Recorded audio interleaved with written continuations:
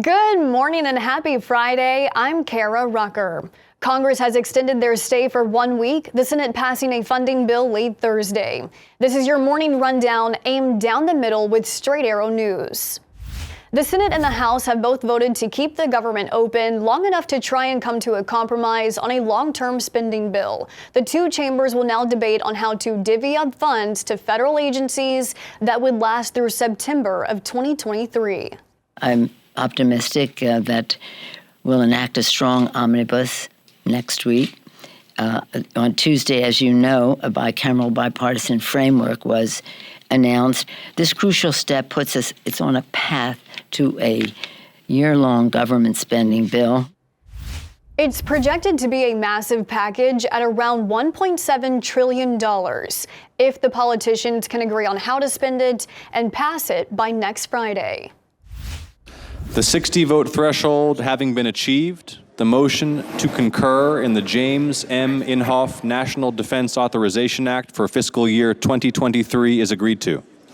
A busy night in the Senate as lawmakers also passed the defense bill. It now goes to President Joe Biden for signature. The $858 billion defense bill had bipartisan support. It drops the U.S. military's COVID-19 vaccine mandate, includes a 4.6% pay raise to service members, and bolsters support for Ukraine and Taiwan.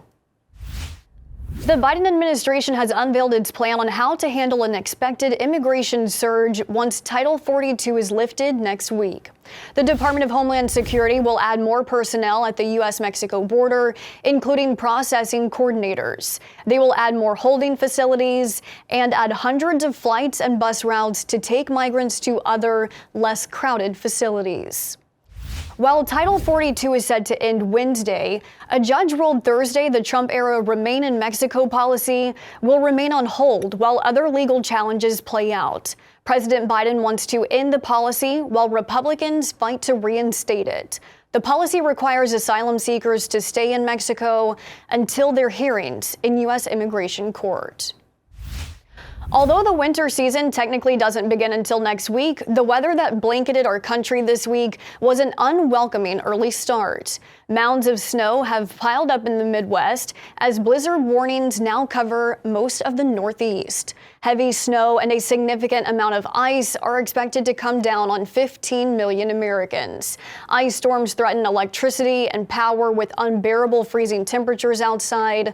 The winter storm threat is expected to last in the Northeast through the weekend. Elon Musk went on a suspension spree of Twitter accounts belonging to half a dozen journalists, including those from CNN, The New York Times, and Washington Post. It came a day after Musk suspended a Twitter account that was posting real-time location data of his private jet, and a stalker allegedly used that information to follow his children. Musk said any Twitter user posting live location information will disappear from the platform. Musk says the journalist continued to post that information, calling it, quote, basically assassination coordinates for him and his family. And lastly, a new study shows nearly half of young adults are still living with their parents.